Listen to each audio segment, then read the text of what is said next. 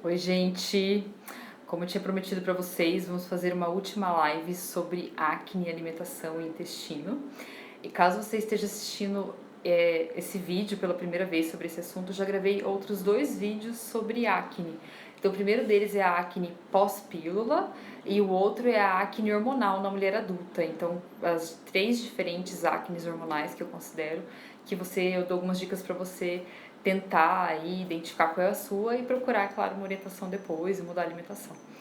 Então, espero aí que, né, esses 2 vídeos estão lá no meu IGTV e estou fazendo uma live também com essa ideia de a gente também tirar dúvidas aí, se vocês estiverem participando, facilitar bastante essa nossa comunicação, tá? Como que eu geralmente faço? Eu peço para vocês deixarem as dúvidas mais pro final, porque eu acabo perdendo muito das dúvidas de vocês ao longo da live, e se eu fico olhando tudo também, eu acabo me perdendo um pouquinho, tá? Então, em um momento eu paro aí e peço para vocês colocarem dúvidas se estiverem e tudo mais, tá bom?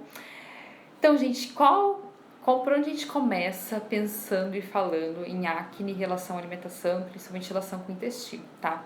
Tem uma informação muito bacana. Geralmente as pessoas já sabem sobre a microbiota intestinal e que a gente tem essas bactérias no intestino. E a gente também tem bactérias na nossa pele, tá? Então, em diferentes locais do nosso corpo, a gente vai ter diferentes tipos de bactérias.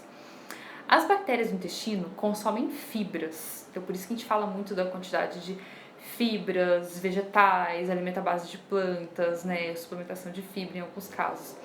As bactérias da pele consomem óleo. Então, entender essa diferença já diz bastante como a gente vai estar alimentando esses diferentes tipos de bactérias, tá? E eu vou chegar depois nessa relação das bactérias da pele com o intestino. Mas, se você tem uma produção aumentada de óleo na pele, você já vai estar favorecendo mais produção de maior presença de bactérias ali consumindo aquele óleo, né?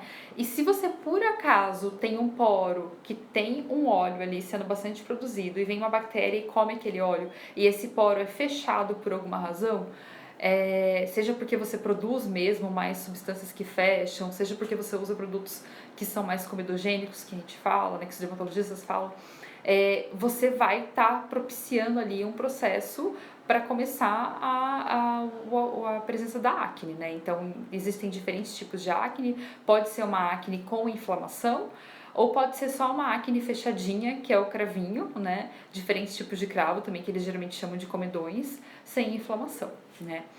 E aí, por que eu comecei falando sobre isso? Porque quando a gente pensa em aumento da produção de óleo, aumento de sebo, a gente vai olhar muito o que está propiciando esse aumento de produção de óleo, aumento de sebo na nossa vida, na nossa alimentação, né? E aí que entra muito da parte da alimentação. Então, a primeira questão: o tipo de óleo que você consome vai impactar diretamente no tipo de óleo de todo o seu corpo. Quando eu falo todo o seu corpo, é o óleo que vai estar na sua pele, mas também a gente lembrar que todas as nossas células são envoltas por uma camada de óleo, tá? E aí, quando a gente consome um tipo de óleo, vamos supor, os óleos mais danosos que vão piorar todo esse processo, por piorar também o processo inflamatório, por ser mais comedogênico, são gorduras saturadas e gordura trans, né? Então, que seria essas gorduras saturadas e gordura trans, principalmente? Gordura saturada, todo tipo de gordura de origem animal, tá?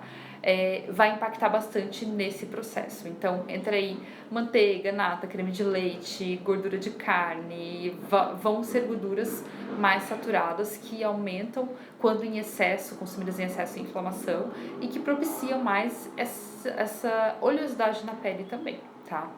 E as gorduras trans, eu falo que são as gorduras escondidas. Geralmente, quando a gente come gordura trans, a gente não tá vendo a gordura em si. Então, você aquelas gorduras do biscoito, de todos os produtos industrializados, nessa época, panetone tem um monte de gordura trans. Gordura da Nutella, tá? Então, essas gorduras são gorduras bastante inflamatórias e geralmente a gente não vê. Como que você vai identificar a gordura trans no seu dia a dia? Lendo o rótulo dos alimentos e procurando por gordura vegetal ou gordura hidrogenada, tá? Então, a primeira coisa é realmente mudar esse perfil de gorduras, incluindo gorduras mais saudáveis. Quanto tempo que a gente demora para mudar todo esse perfil de gordura nas nossas células? Estima-se que em cerca de 8 semanas. Então, quando você começa a querer um resultado com alimentação, é claro, algumas pessoas sentem uma redução da oleosidade de uma forma mais rápida, às vezes até em uma semana. Mas você realmente deixar de produzir acne, você tem que ser um pouco mais paciente.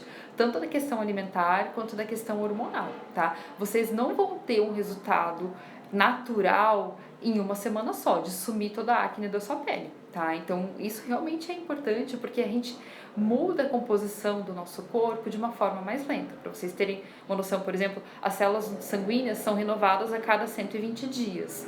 Já o intestino, que é um órgão muito rápido, se renova a cada 3 dias. Então, para algumas coisas, a gente precisa de mais tempo mesmo, tá? Então, essa é a primeira questão. Segunda questão. Tanto o aumento da oleosidade na pele quanto a acne em si tem muito uma relação com a nossa capacidade de detoxificação. E eu falo isso para quase tudo, tanto para modulação hormonal, né, para quase tudo vocês já viram isso. A capacidade da gente detoxificar é a nossa capacidade de limpar o corpo, basicamente. Então, quando a gente está ou com uma depleção de nutriente, ou com uma incapacidade do fígado funcionar mesmo, isso acontece por poluentes ambientais, por depressão de nutrientes, que uma pessoa que consumiu muitos medicamentos, ou consumiu muito antibiótico, ou consumiu muito anticoncepcional, não tem mais aquela nutriente suficiente, ou de fato uma pessoa que tem uma alimentação muito ruim, né? Tem uma questão genética que também pode ser envolvida, mas se a gente não tem esses nutrientes para metabolizar, é como se o nosso corpo às vezes precisasse escolher. Então, ou ele vai usar aquele nutriente para metabolizar o hormônio, ou ele vai usar aquele nutriente para metabolizar a gordura. E quando ele não consegue fazer essa metabolização de uma forma adequada, ele elimina para a pele. É claro que eu estou explicando aqui para vocês de uma forma mais didática para vocês entenderem, mas basicamente é isso. Então, a primeira questão é: a relação do fígado está muito ligado com a pele porque é uma incapacidade da gente limpar o corpo. Então, a gente aumenta muito essa produção de sebo na pele, tá? A outra coisa é a gente lembrar que tudo que a gente não consegue eliminar pelas nossas vias de excreção, que são fezes, urina, novamente a detoxificação através da pele, a gente elimina na pele. Então, tudo que você tem, seja acne, seja psoríase, seja eczema, rosácea, é uma forma de eliminação de impurezas, né? Então, se o nosso corpo está incapaz de se limpar, ele vai tender a eliminar isso muito na pele. E aí vem muito a questão daquelas acnes aqui no rosto, tá? Principalmente aqui na bochecha, estarem muito ligadas a questões intestinais.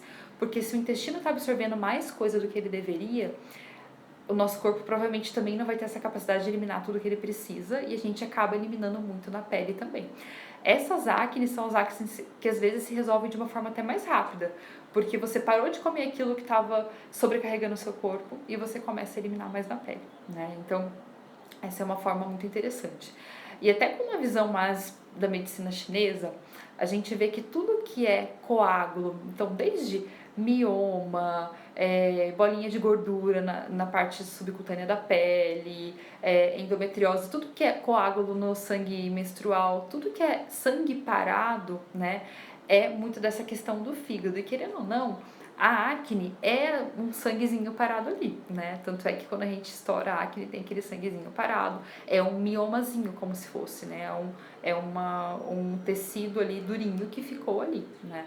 Então, por isso das diferentes tipos de acne, a acne mais inflamatória, mas também tem aquela acne às vezes interna que nem sai, né? Que fica aquela coisa ali que não sai de jeito nenhum. Então, isso pode dizer muito sobre essa questão de realmente esse sangue estar mais estagnado, tá? Então, essa é a primeira parte para a gente entender dessa conexão com a oleosidade. Então, o tipo de óleo que a gente consome é super importante, a estagnação do corpo, né? Então, a gente realmente trabalhar com um profissional para estimular processos de detoxificação. E um ponto super importante, tá? No início do processo de detoxificação, pode ser que você piore a sua acne. Então, até lá no programa, uma das coisas que eu indico as meninas consumirem é a clorela. E eu já falo, olha, pode ser que nos 15 primeiros dias de uso da clorela ou de qualquer processo de detoxificação, você piore, porque você está fazendo nada mais do que eliminando mais impurezas pela pele ou por todas as vias, né? Então, se você já tem uma dificuldade de eliminação, pode ser que isso piore, mas depois é para melhorar. Então, quando é relacionado realmente à intoxicação, a piora no começo é esperada de certa forma, tá? E aí, qual que é a outro fator que aumenta muito a oleosidade da nossa pele, gente? inflamação e principalmente inflamação relacionada a desequilíbrio da insulina. E aí vem muito a questão do açúcar, tá? Então, eu já falei isso pra vocês nas outras lives, não tem como a gente tratar a acne em uma alimentação que tem muito açúcar, que tem muita farinha branca. Por isso que um dos protocolos para tratar a acne é realmente ter uma alimentação de baixo índice glicêmico, tá? E aí não é confundir açúcar com carboidrato, pelo contrário, tá? A alimentação para a acne vai ter que ter menos gordura como um todo e mais carboidratos saudáveis, muitos vegetais, frutas, tubérculos, alimentos com fibras, mas sem açúcar refinado, sem ficar tomando suco o dia inteiro. Lembrando que álcool também é uma fonte de açúcar, né? E também desequilibra a parte hormonal. Sem farinha branca, sem bolachinha. Então, se você já fez pequenas mudanças e ainda não resolveu, às vezes vale a pena entrar realmente numa alimentação totalmente natural, né? Totalmente à base de plantas, para você ver se tem resultado, tá? E por que disso, gente? Primeiro, porque quando a gente entra numa alimentação que tem muito açúcar, tá, muita farinha branca, a gente causa esses disparos de insulina e isso desequilibra tanto a parte hormonal, como é o caso da testosterona e DHT que eu já falei lá pra vocês. Isso tende a causar predominância estrogênica, que é o que eu já falei pra vocês, e isso desequilibra a microbiota intestinal, né? Então, acho que isso já é um conhecimento popular de que sempre que a gente consome uma alimentação mais refinada, mais branca, a gente está estimulando bactérias que a gente não quer, né? E essas bactérias que a gente não quer acabam impactando muito tanto nessa permeabilidade intestinal quanto na questão de consumir nutrientes, quanto de causar uma questão inflamatória, tá? Então, lembrando que esse desequilíbrio da insulina, tanto o desequilíbrio em si, quanto a questão da alimentação que a gente está dando para as bactérias, já é um disparo inflamatório por si só, tá? E aí, falando da inflamação em si. Então, a inflamação, ela vai ser causada pelo açúcar, como eu já falei, pelas gorduras saturadas, como eu já falei, e gordura trans, tá? E muito pelo desequilíbrio intestinal que a gente tem. Então, por isso que às vezes usar antibiótico para tratar acne é um tiro no pé, né? E um círculo vicioso. Inicialmente você pode sentir uma melhora significativa, porque você está matando bactérias ruins, mas acaba matando as boas também. Mas depois você entra num processo onde você tem dificuldade de recuperar esse microbioma de uma forma saudável. Sempre vai ficar predominando as bactérias ruins depois de um processo de usar o antibiótico. Então, por isso que realmente vale a pena a gente tentando mudar essas bactérias intestinais com alimentação. É claro que vocês vão me perguntar, Pri, e o probiótico? Tem alguns estudos hoje, tá, e produtos hoje com probióticos específicos para acne, e se mostra hoje que as pessoas com acne, elas têm um desequilíbrio, né? Elas têm um desequilíbrio, elas têm uma menor quantidade de raminosos e tem um excesso lá dos ácidos graxos que a gente fala. Então, só tentando simplificar para vocês, para não ficar muito complexo, mas sempre que uma bactéria intestinal come fibra, ela produz uma gordura boa, que são os ácidos graxos de cadeia curta. E dependendo do tipo de bactéria intestinal que você tem, a gente produz mais de um tipo de ácido graxo do que de outro, né? Então, produz mais de acetato do que de butirato, por exemplo. E esse desequilíbrio é uma das coisas que eles têm como hipótese para causar acne também. Então, por isso que a gente não estimular mais desequilíbrios intestinais com os de antibiótico, com os de açúcar, é um fator muito importante também, tá? Agora, uma coisa que é bem interessante. Quando a gente tem uma superprodução de bactérias lá, né? E isso geralmente está muito ligado à síndrome do intestino irritável. Ou quando a gente já tem um desequilíbrio em si, não tem uma superprodução, mas as bactérias que estão lá estão desequilibradas. A gente estimula o que a gente chama de hiperpermeabilidade intestinal. Então, no nosso intestino é como se a gente tivesse uma peneira, uma barreira protegendo para que não entre qualquer coisa do mundo externo. E quando a gente tem essa permeabilidade intestinal, é um dos principais disparos de inflamação para o nosso corpo como um todo.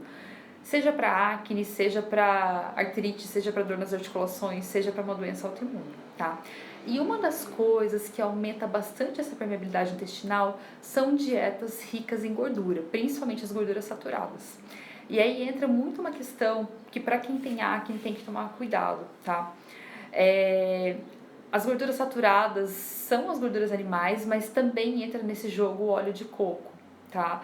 E aí eu não sou contra óleo de coco, eu sou contra óleo de coco em excesso, em uso, né, indevido. Então, como o óleo de coco teve um boom aí de fama, muitas pessoas começaram a usar óleo de coco para tudo, para preparar todas as refeições, para fazer todos os tipos de receita, e isso eu acho exagero, tá? E só para vocês terem uma noção, em alguns modelos animais, então eles fazem teste de hiperpermeabilidade em cães para identificar se o uso de probióticos seria uma alternativa para melhorar, né, essa hiperpermeabilidade. E como que eles induzem essa hiperpermeabilidade em cães? Usando óleo de coco.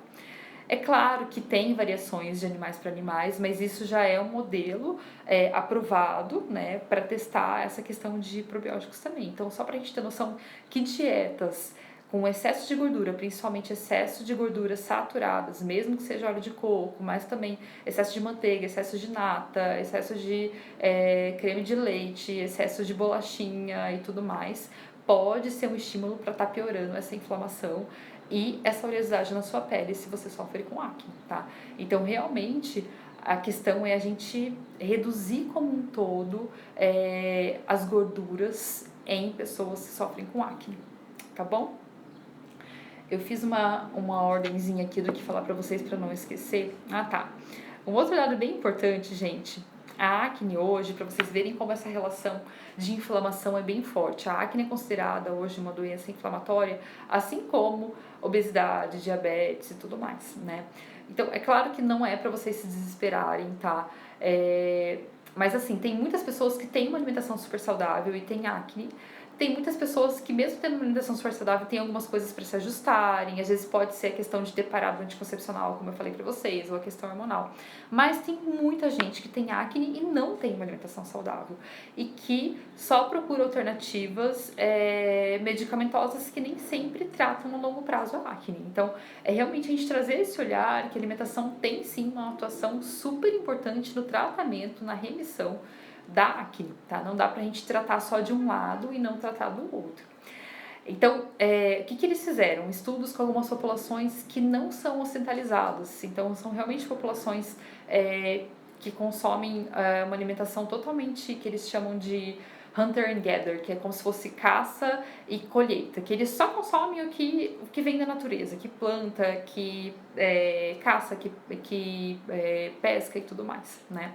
E nessas populações eram amostragens em torno de 300 adolescentes, pessoas, era na faixa de 15 a 25 anos. Não tinha ocorrência de acne. Então eles até fizeram uma questão de que se poderia ser genético ou não, mas eles concluíram que realmente era uma questão muito dos hábitos de vida. E aí o interessante, que a gente muitas vezes fala da questão da acne na adolescência, por toda a questão hormonal, mas nessas populações eram duas populações, não lembro exatamente, uma era Papua Guiné, outra não lembro exatamente qual era, mas mesmo na faixa de adolescência ali, de 15 a 20 anos, não tinha acne. Então é algo bem interessante pra gente ver como realmente a acne é uma questão mais do ocidente, mais dos alimentos refinados, dos contaminantes ambientais, de uma alimentação processada, de uma alimentação com gorduras ruins, do que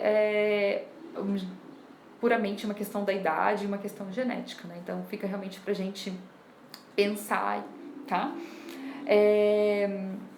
Então assim, eu vou parar agora, eu vou ver algumas perguntas que vocês já fizeram aqui, tá? Para depois a gente continuar, e aí eu vou resumir para vocês o que eu indico vocês retirarem e o que eu indico vocês incluírem para essa questão da acne como um todo. É claro, gente, que indicações aqui que eu faço em stories, em Instagram, são indicações mais generalizadas. Isso nunca substitui acompanhamento individualizado, nunca substitui um profissional que viu seus exames, que está realmente te acompanhando de perto. Mas muitas vezes vocês já aplicando essas dicas, vocês já têm resultados, né? É aquele básico que às vezes a gente não trabalha no básico e fica só olhando a cereja do bolo e fica comprando um monte de suplemento, um monte de coisa, que eu também dou dica aqui pra vocês, já falei de alguns tipos de óleos, de coisas do tipo, mas às vezes a gente precisa trabalhar realmente na base, que vamos tirar o pão branco do dia a dia, vamos tirar, né, isso que você está comendo todos os dias há tantos anos, e nunca pensou em mudar, tá? Então vamos lá, respondendo algumas perguntas aqui, ó, que foram as últimas. Como estimular a produção de bactérias boas no intestino, comendo quais alimentos? Principalmente uma alimentação à base de plantas. O que é alimentação à base de plantas, gente? Não é comer só folha, tá? Mas é tudo que realmente é de origem vegetal. Então isso entra aí desde as leguminosas, grão de bico, feijão, lentilha, vegetais como um todo, então brócolis, couve-flor, cenoura, abóbora, abobrinha, ter isso em boas quantidades no seu dia a dia. É muito comum as pessoas me falarem que se alimentam bem, e quando a gente vai ver, na verdade tem vegetal só no almoço, o jantar nem tem nenhum tipo de vegetal, ou tem grandes porções de alimentos de origem animal, né? Então seja uma grande porção de carne, principalmente porque a gente está muito na onda do low carb, as pessoas às vezes têm medo de consumir e acabam consumindo porções muito grandes de proteína. E exagero de proteína também causa desequilíbrio da insulina, que também causa um disparo inflamatório, né? Então não é nem muito para um lado, nem muito para o outro, tá, gente? Então, realmente, eu diria que é focar nessa questão a base de plantas ali. Então, as sementes, as frutas. Você pode começar tendo como base 2 a 3 porções de frutas por dia, sendo principalmente frutas coloridas, e 3 a 5 porções de vegetais por dia. Então, uma porção de vegetal seria pelo menos meia xícara de vegetal, né? Então, daria ali 2 a 4 xícaras de vegetais por dia. Isso já é uma coisa muito legal. E principalmente essa questão do tipo de gordura que você consome, né? Então, tirar aí as gorduras dos alimentos industrializados, focar mais azeite de oliva, azeite de sementes, o óleo de semente de abóbora, que é super bacana, os óleos de gergelim, então são realmente óleos bacanas aí de se consumir, tá?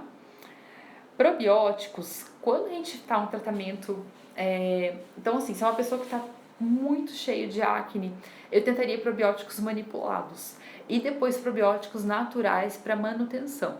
Então, probióticos naturais, os que eu mais gosto são os vegetais fermentados, repolho, dá para fazer com cenoura, e basicamente, por exemplo, do repolho, que é o chucrute, você vai amassar com uma quantidade de sal, vai colocar em um recipiente que não tem contato com ar e vai deixar ali por pelo menos 3 dias.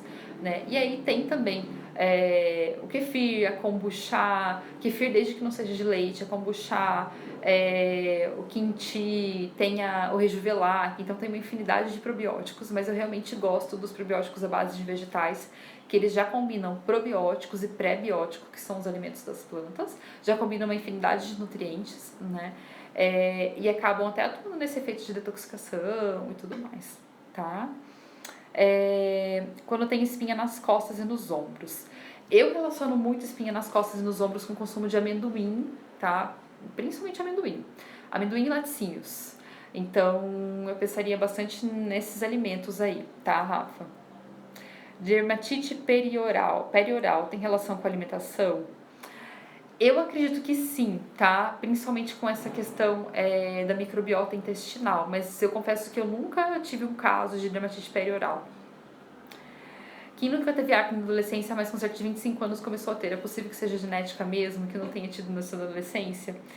Eu recomendo você assistir, Ana, o vídeo anterior sobre acne hormonal na mulher adulta, que geralmente é uma desregulação hormonal por conta de estresse, por conta dessa consequência alimentar mesmo, né? Às vezes na adolescência não tinha muito, mas a gente vai acumulando, digamos, as sujeirinhas ao longo da vida, tá? Então acho que o vídeo anterior pode te ajudar mais.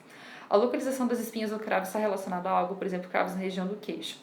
Sim, no geral relaciono, tá? Então, região do queixo aqui, muito com a parte de estresse, muito com a capacidade de eliminação também, muito a parte de ovulação, progesterona, estrógeno, equilíbrio de estrógeno.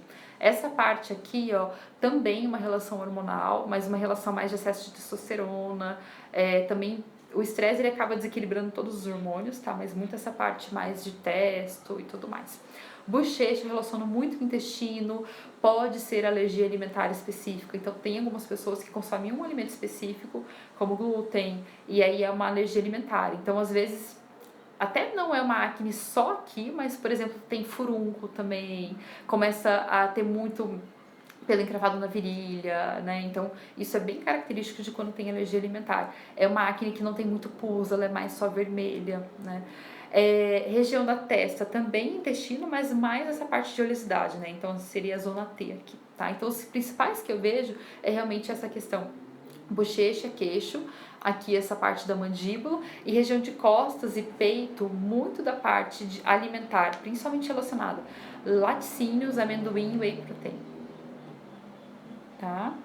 Na síndrome do intestino irritável, muitas vezes manda excluir vários vegetais e leguminosas. Como lidar com essa situação? E aí eu realmente acho bacana procurar um profissional, mas você pode continuar consumindo vários tipos de vegetais cozidos, refogados, que não sejam muito fermentáveis. E mesmo no protocolo de FODMAPs, que é o protocolo da síndrome do intestino irritável, eu não recomendo fazer por mais de 8 semanas, porque a partir desse período a gente precisa começar a reintroduzir os alimentos, né? E tratar de uma forma mais integral, principalmente nesse supercrescimento bacteriano, tá? Tenho certeza que minha acne é com relação ao intestino, pois sempre tiro açúcar e trigo a pele melhora bastante, né? Então, eu sei que é difícil, né, gente? Mas muitas vezes é aquela questão da dor e da solução. A gente entra na solução, daí depois desiste ou quer comer alguma coisa, volta a ter dor, e aí a gente vai entrando nesse equilíbrio da quantidade e da frequência. Então, a Má falou que parou anticoncepcional há 7 meses, mas só agora começou a ter problema com oleosidade. É possível, tá?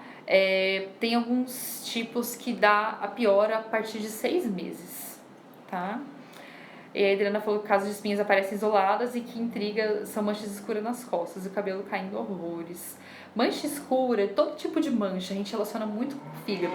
Então, seja manchas na pele, né, ou algum tipo de mancha na mão, a gente relaciona muito com essa parte de fígado que eu falei, tá?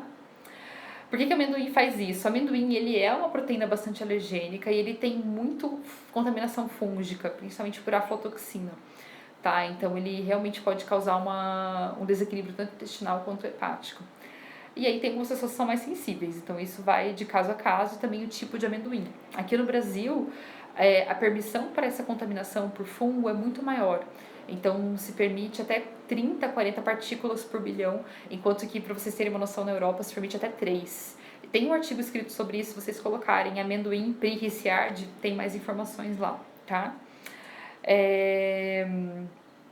Você vai dar um curso sobre acne. Não, eu pensei em fazer algum desafio, tô pensando em alguma coisa do tipo, mas a princípio não, tá? Eu trabalho mais a questão da acne como um todo, então da acne hormonal, mas talvez aí, dependendo como for a demanda, a gente pode pensar em um desafio, talvez pro ano que vem, sobre acne, de fazer algumas mudanças alimentares, tá?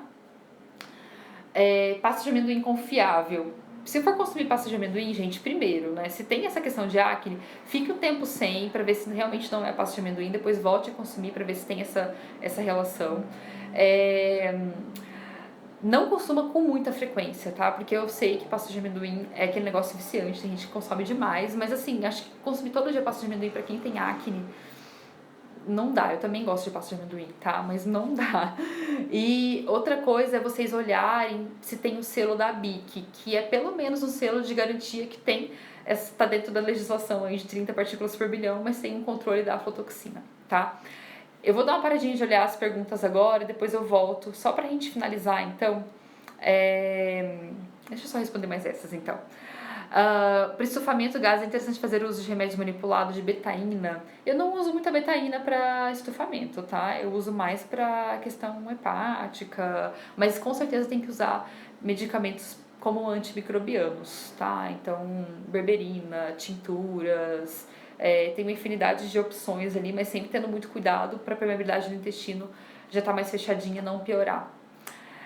Tem espinha no rosto todo, mas a maior concentração é na região da testa e têmpora. Pode ser desequilíbrio no intestino? Pode ser, tá? E muito também essa questão, muito da questão da... se é alimentação vegetariana, Suelen, dá uma olhada no vídeo sobre acne hormonal, tá? Porque pode ser uma questão de estar inibindo demais estrógeno, como você falou que é no rosto todo, principalmente se elas são frequentes, tá? Então dá uma olhada para você fazer uma relação com o período do seu ciclo menstrual, porque ela pode ter uma relação também. E a outra questão da alimentação vegetariana é realmente pensar na contaminação fúngica, tá? Se é uma pessoa que tem sempre cândida, associado a muito estufamento, associado a acne, associado a consumir muitos grãos, principalmente compra muitos grãos a granel ou consome muitas castanhas e sementes, realmente pensar na questão fúngica, tá? Meu consultório é em Londrina, tá? Então tá, gente, vamos lá. Vamos continuar só para dar uma finalização para vocês de alimentos para incluir, alimentos para excluir, tá? Então, alimentos para excluir ou reduzir a frequência ou mudar a forma de consumo, mas de fato realmente reduzir a frequência. Então, o primeiro deles, que eu recomendo reduzir ao máximo, que é açúcar, né? E alimentos refinados. Eu sei que a gente tá na véspera do Natal, literalmente, que amanhã já é dia 24. E assim, muita gente confunde isso do tipo, Pri, agora eu não vou comer nada. Se você não comer o ano inteiro, você comer no Natal, não vai ser o problema. O problema é comer o ano inteiro, né? Então, realmente, a gente trabalhar todo o processo de reeducação do paladar, da necessidade do açúcar, de testando receitinhas, de ir trocando, talvez, um pão branco, uma farinha branca, um bolo branco, um biscoitinho, que seja por uma fruta, se você não sabe o que consumir, leva uma banana, eu falo, né? Leva uma banana pro trabalho ao invés de levar um biscoitinho que fala que é saudável, porque sempre vai ter ali um tipo de gordura industrializada, um tipo de farinha industrializada. Então, primeiro é realmente trabalhar para retirar industrializados e açúcar da alimentação, tá?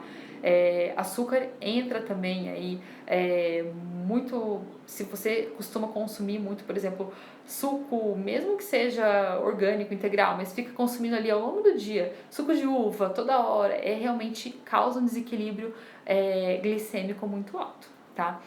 A segunda questão para retirar ou reduzir ao máximo são as gorduras saturadas. Manteiga, nata, óleo de coco, então isso a gente deve usar como tempero, tá? Então assim, usar como finalização da preparação. Eu falo que tem algumas coisas que a manteiga é insubstituível. Para mim, por exemplo, comer milho sem manteiga não existe. Comer espinafre sem manteiga. Então, mas é muito como um tempero, não é aquela coisa para você ficar usando todos os dias uma quantidade exagerada ou no volume exagerado, né? E aí, muitas vezes, onde a gente encontra isso? Se você não come manteiga, mas vai no restaurante aquilo e toda semana ali tem uma preparação com base de molho branco, ou uma lasanha, ou alguma coisa do tipo, lembrando que os queijos também têm muita gordura saturada, nesse sentido para pessoas com acne, né? Não é legal. Então, realmente, reduzir isso. E se é uma pessoa que come muita carne, gordura da carne, então tem churrasco todo final de semana, realmente pode estar impactando, tá? Então, açúcar e farinhas brancas, gorduras, os alimentos mais inflamatórios, então reduzir porções de carne vermelha, principalmente se tem essas características do fígado que eu falei, tá? Não precisa eliminar totalmente carne vermelha, mas preferir carnes vermelhas sem gordura e pequenas quantidades, tá, gente? Então isso é realmente algo muito individual, mas assim, em torno da palma da mão e ali 2, 3 vezes por semana no máximo, em alguns casos eu vejo melhor retirando totalmente mesmo, tá? E que mais? E aí a outra questão que a gente tinha falado de retirar totalmente. Tá, laticínios. Laticínios assim, acho que de tudo isso que eu mais vejo impacto, resultado imediato é retirar laticínios. Se você consome esporadicamente, talvez não seja algo tão impactante. Mas tem pessoas que consomem leite todos os dias ou começa a malhar e consome whey protein. O whey protein dá muita acne, quem tem tendência. Ou às vezes leite mais queijo, 1, 2, 3 vezes por dia.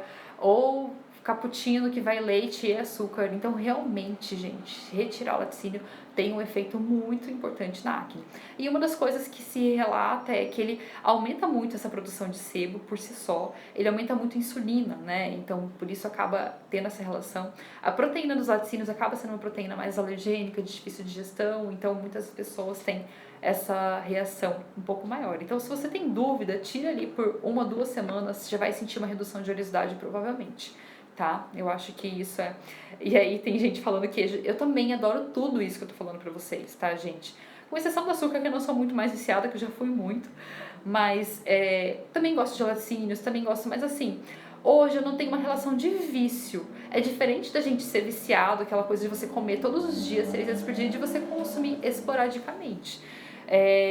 Por exemplo, uma coisa que eu adoro, creme de leite, preparações com creme de leite. Mas eu vou lá e consumo na época de Natal, ou como sobremesa uma hora ou outra, e tá tudo certo. Diferente de eu consumir isso no meu dia a dia, fazendo preparações de macarrão com molho branco toda hora, de eu colocando queijo em quase todas as preparações. Então isso até é um ponto, quem falou que era vegetariano, e de repensar também. Tá? Então, não é que o whey protein faz mal, o whey protein causa acne, tá? Em quem tem tendência pode ser um fator aí que tá causando acne, tá? Então, só pra gente distinguir que a gente tá falando aqui de acne. Então, realmente, a relação dos laticínios com acne é uma relação bem próxima e de resultados bem rápido quando retirado, tá? Então, esses são os alimentos gerais para retirar. E aí, o que incluir, gente? Como eu falei pra vocês, alimentos à base de planta e principalmente alimentos que têm amido resistente, que vai estimular uma bactéria específica nessa prevenção de acne. Aonde a gente encontra amido resistente? Biomassa de banana verde, tá? Para quem não consegue fazer, ou acha um saco fazer, vocês podem comprar uma banana mais verde mesmo não estando pronta para biomassa, ela já vai ter um pouco de amido resistente. Sempre que a gente consome um alimento que tem amido e foi resfriado, então uma salada de batata doce, ou mesmo que você faz uma batata doce preparada ali, cozida ou no micro-ondas mesmo, ela já tem mais quantidade de amido resistente. Os vegetais como um todo, as leguminosas, como eu falei para vocês, já vão ter mais amido resistente. Então, esses são alguns alimentos coringas que vocês podem tentar incluir, né? Mas já ajuda bastante. A quantidade dos vegetais, que eu já falei, então, de 2 a 4 xícaras de vegetais ao dia, ajuda realmente bastante. Incluir os óleos saudáveis. Então, o azeite de oliva, ele não vai causar essa permeabilidade intestinal que a gente falou.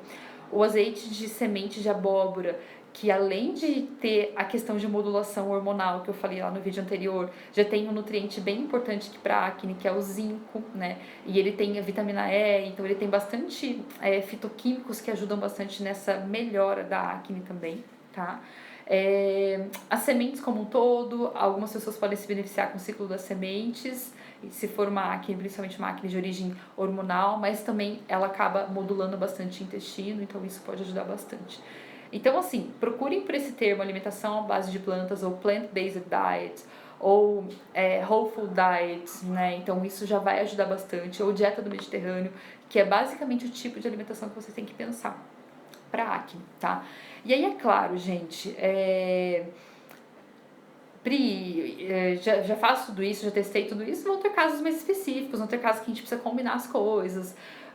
Por exemplo, algumas pessoas me relataram, eu sinto que café piora a oleosidade. Pode ser que piore algumas pessoas, eu sinto isso também quando eu consumo muito, que é muito raro, mas... Ou uma coisa que, pra dar um relato pra vocês, quando eu não tô dormindo bem, eu percebo que a oleosidade da minha pele aumenta, a oleosidade do couro cabeludo. Então, as questões às vezes são mais do estilo de vida como um todo mesmo, né? Tá cuidando da alimentação, tá certinho, mas não tá dormindo direito, ou tá estressado, ou tá tomando muito café, muito álcool. Tudo isso pode influenciar também, né? Ou tá usando muito produto químico na pele, então tudo isso pode influenciar também. É sempre a gente se ver como um todo. Tá? Então essas eram minhas dicas para vocês de última live de final de ano. Espero que vocês tenham curtido, principalmente que vocês tenham conseguido aí. Me escrevam aqui no final se tem alguma coisa que você identificou que você precisa mudar, que você acha que realmente tem aí pontos de melhoria ainda, ou algo novo que você não sabia, tá? Enquanto isso, eu vou lendo as perguntas de vocês pra gente finalizar aqui, tá? Eu não falei do abacate. Depois, o abacate também é uma gordura bem bacana, tá? O óleo de prímula eu acho muito legal, principalmente para acne mais de origem hormonal, tá? E ele também acaba sendo um óleo anti-inflamatório, então acaba atuando bastante nessa parte inflamatória. Depois das refeições tem muita necessidade de docinho. O que você sugere para matar a lombriga? Finalizar a refeição com limão pode ajudar bastante, tá? E tentar incluir um doce mais saudável mesmo, que seja um pedaço de tâmara ou um chocolate mais amargo mesmo. Mas eu acho que incluir mais alimentos amargos na refeição e finalizar a refeição com limão ajuda bastante na necessidade, tá? E muitas vezes é muito uma questão de hábito, né, Bru? Então, acho que ir trabalhando isso para pelo menos, se você trocar, por exemplo, um brigadeiro por uma tâmara em chocolate 50% você já está na vantagem, né? Então você já está tirando ali uma concentração altíssima de açúcar, uma fonte de gordura que geralmente se usa manteiga ou uma gordura ruim. Então sempre pensa nessas mudanças também, tá? A gente não precisa necessariamente ser super radical. Tomou Roacutan na adolescência e agora depois de colocar o DIU de cobre, a acne voltou com tudo. Ó, se você já tinha tendência à acne, então já tem essa questão de histórico. Pode ser uma questão da alimentação que você não cuidava, tá? E provavelmente se vou estar fazendo algumas suposições, tá? Mas se você colocou o DIU de cobre, pode ser que você usava um outro tipo de anticoncepcional antes. Então, duas situações. Pode ser que esse anticoncepcional estava camuflando a sua acne, porque o anticoncepcional, no geral, gera uma situação de ressecamento da pele, né? Ou pode ser que você está sofrendo a acne pós-pílula também, tá? Então, tem alguns fatores aí para serem olhados juntos. Dei uma dica de fruta com cacau e óleo de coco, se não me engano. Aí congela depois olha. Ah, é isso mesmo. Até eu quero tentar fazer para amanhã, tá? Então, você congela as frutas e aí o que eu vou tentar fazer para amanhã, não sei, é pegar um cacho inteiro de uva, daquelas uvas bem doces, tá? Para quem acha, hoje eu acho esses alimentos muito doces, tá? Mas eu já tive aí na minha fase de 15 anos ali, vício por açúcar, assim, de passar mal. Mas eu vou pegar esse cacho, congelar, e aí depois você joga uma misturinha de cacau com óleo de coco por cima. Então acho que vai ficar bem bonito também, tá? Ou senão você pode só colocar ali na misturinha. Mas tem lá no meu, eu salvei nos destaques. Abacate com cacau, uma ótima mistura também, tá? Onde que eu atendo? Hoje eu atendo em Londrina, gente, Londrina, Paraná, tá? Mas eu tenho o programa online também, que acho que vocês já conhecem, né? Óleo de gergelim pode usar para cozinhar?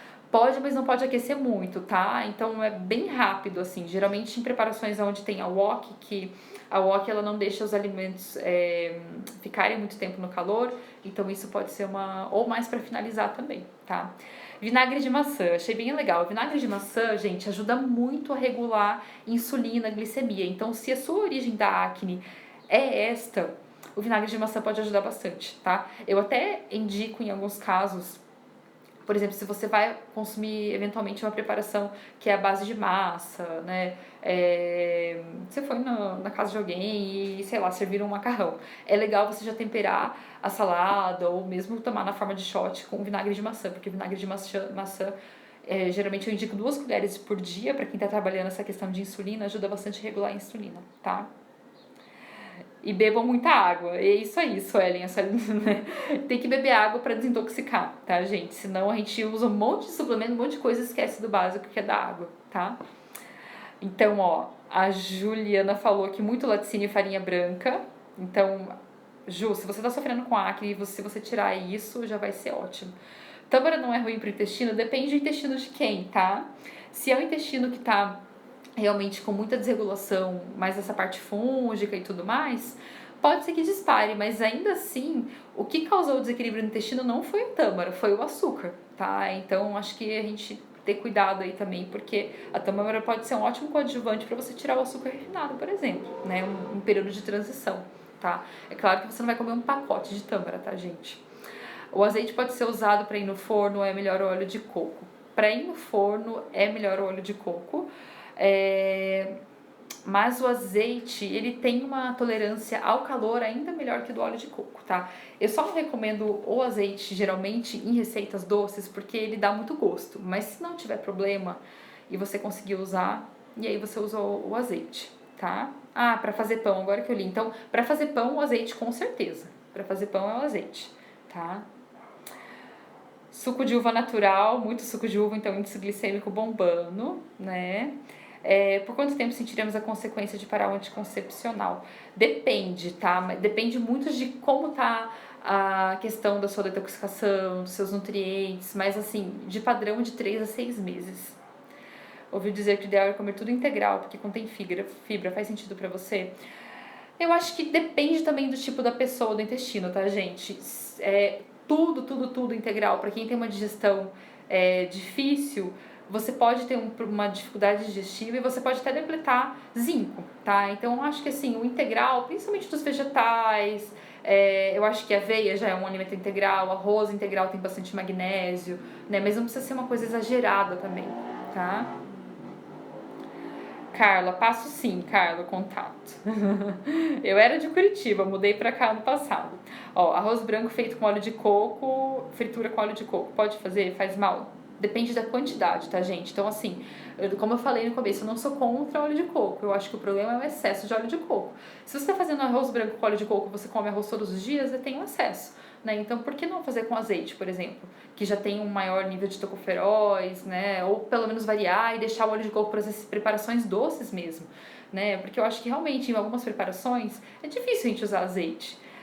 Outras alternativas de óleo seria usar, por exemplo, um óleo de gergelim ou um óleo de soja desses prensado a frio, uma soja orgânica, que é a mais difícil de achar. Então deixa o óleo de coco para usar em uma preparação doce mesmo, né? Usa no dia a dia azeite de oliva e esses outros óleos. O azeite de semente de abóbora, por exemplo, eu uso no efeito terapêutico mesmo, né? Ou em colherada ou em alguma finalização, porque ele tem efeito antiparasitário também, tá? Então, o que eu uso na minha casa? Azeite de oliva. Eu adoro o sabor do azeite de oliva. E aí eu tenho um óleo de gergelim na geladeira, que eventualmente eu uso para algum tipo de finalização, ou quando eu tô sentindo muito ressecado, ou quando eu quero trabalhar o intestino. Eu tenho um óleo de semente de abóbora também, com esse efeito mais terapêutico, antiparasitário, tá? Mas para cozinhar é azeite de oliva. Senti uma diferença quando mudei minha alimentação. Alguma dica para equilibrar essa questão das fezes quando ela boia. Tá, eu já vou comentar sobre isso. Tá, então tá, fechamos as perguntas então. Porque sai um pouquinho do tema, mas assim, ó, fezes que boiam geralmente ou é excesso de óleo, que é o mais raro, mas é mais um problema de não estar liberando bile o suficiente, ou pode ter sido, se você mudou a alimentação para melhor, pode ter sido por um aumento de produção dessa questão dos gases. Não os gases ruins, mas porque você está fermentando mais fibra e isso causa maior produção de gases intestinais, tá? Então pode ser por isso também, tá? Mas o ideal é que não seja uma coisa que deixe desconforto. O azeite aquecido no forno ou no fogão faz mal ou simplesmente perde as propriedades? Então, na verdade, ele oxida, tá? E o tipo da gordura se transforma. Então, o azeite de oliva, se eu não me engano, ele tolera até 230 graus Celsius. Eu tenho que confirmar essa informação para vocês, tá? Não tenho certeza, mas a gente quer prevenir essa oxidação. Por isso que no azeite de oliva, tudo que é escuro, o azeite de oliva, o azeite de semente de abóbora, tem muito tocoferóis. E isso já é uma forma de evitar essa oxidação, tá? Mas ainda assim não é recomendado colocar eles em alta temperatura. Por exemplo, refogar qualquer coisa no fogão não tem problema. Talvez se você vai fazer, algumas pessoas fazem aquela preparação de bacalhau que fica fervendo no forno, isso aí dependendo do tempo já pode ser não indicado. E jamais quando você vai fritar mesmo, né? Então, realmente se é em altas temperaturas, mas aí a gente nem indica fazer. Uso de kefir de leite, melhor parar ele devido ao meu problema ser intestino e cândida? Com certeza, tá? Com certeza. Óleo de coco com abóbora, sim, tá? É isso. Ó, pra quem entrou agora, a live vai ficar salva, tá, gente? Eu vou deixar salvo pelas 24 horas e depois vou postá-la no IGTV, tá? Então é isso, obrigada pela participação de vocês, um ótimo final de ano aí, Natal e Ano Novo, e até a próxima.